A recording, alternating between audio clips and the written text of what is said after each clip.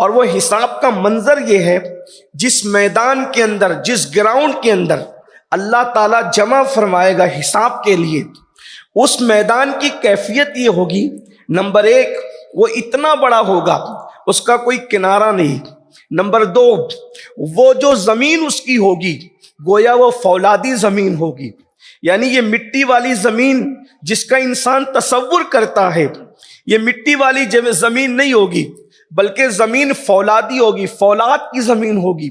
अगर समझाने के लिए आसान जबान में कहा जाए तो जमीन तांबे की होगी, और वो तांबे जैसी जमीन उसको सूरज मुकम्मल अपनी कशिश से जो है वो तपा रहा होगा, और इंसान और सूरज के दरमियान सिर्फ एक हाथ का फासला होगा।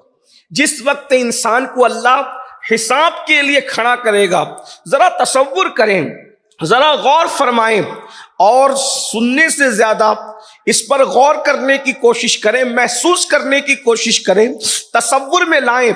मई का महीना अभी रुखसत हुआ, अल्लाह अकबर, मई का महीना बल्कि अभी रुखसत भी नहीं हुआ, मई के महीने में जिंदगी गुजार रहे हैं, अल्लाह अकबर। अप्रैल का महीना रुखसत हुआ और मई के महीने में हम जिंदगी गुजार रहे हैं। जरा गौर तो फरमाएं कि इंसान दोपहर की चिलचिलाती धूप में घर से बाहर निकलने की हिम्मत नहीं करता, इंसान चिलचिलाती धूप में घर के बाहर कदम रखने की कोशिश नहीं करता।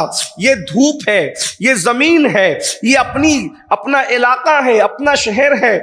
हम चाहे तो एसी में रहे, हम चाहे तो पंखों में रहे, हम चाहे तो जैसा चाहे लिबास इस्तेमाल करें, मगर अल्लाह अकबर, जरा तसव्वुर में लाएं। ये बातें किसी मौलवी साहब की कही हुई नहीं है, ये बात तो मौला मुस्तफा जान रहमत सल्लल्लाहु अलैहि वसल्लम ने अपनी उम्मत को पहले ही आगाह करने के लिए फरमा दिया। जरा तसव्वुर में लाएं। अल्लाह अकबर, इस वक्त सूरज चौथे आसमान पर है और पुष्ट की तरफ से चमक रहा है, और उस वक्त जो सूरज होगा, सूरज अल्लाह अकबर चौथे आसमान पर नहीं होगा, बल्कि इंसान के सर और सूरज के दरमियान एक हाथ का फासला होगा, और फिर वो पीठ की तरफ से नहीं चमकेगा बल्कि अपने चेहरे की तरफ से चमकेगा।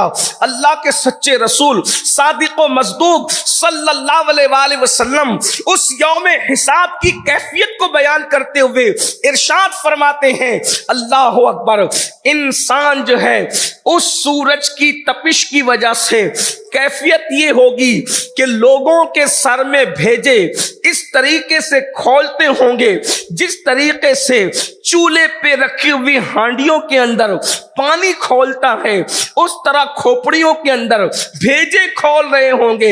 यौमे हिसाब का तसव्वुर तो किया जाए। अभी यहाँ नेक और बद की कोई तमीज नहीं है, अभी यहाँ नेक और बद का कोई तस्करा नहीं है, यानी गुनेगार और नेकोकार, परहेजगार, फासिक और फाजिर, अभी इसका कोई तस्करा नहीं है। अभी नमाजी और बेनमाजी का कोई जिक्र नहीं है। अल्लाह अकबर, ये इंसान की कैफियत है जिस मैदान के अंदर इंसान अल्लाह को हिसाब देने के लिए खड़े होंगे, उसकी कैफियत ये है, सूरज चमक रहा है अपने चेहरे की तरफ से, इंसान के वजूद के अंदर, खोपड़ियों के अंदर भेजे खोल रहे हैं, और नाक के जरिए से वो भेजा बह करके बाहर निकल रहा है। आंखें पिघल रही है, आंखें पिघल पिघल करके बह रही है।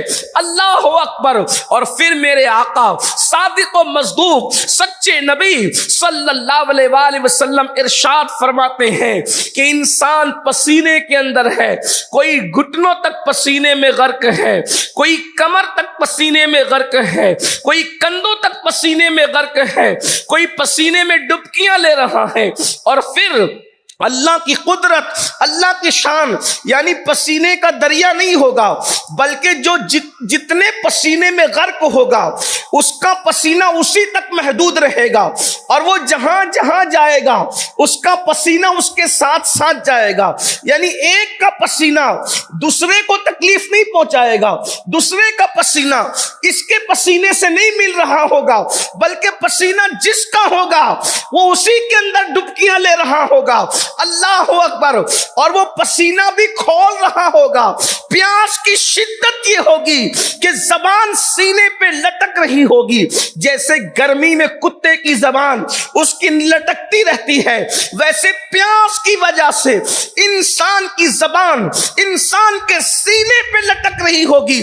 उस वक्त इंसान इतनी तकलीफ में होगा, इतनी मुश्किल में होगा, इतनी परेशानी में होगा कि लोग तमन्ना कर रहे होंगे जल्दी से हिसाब किताब की ये तकलीफ खत्म हो जाए।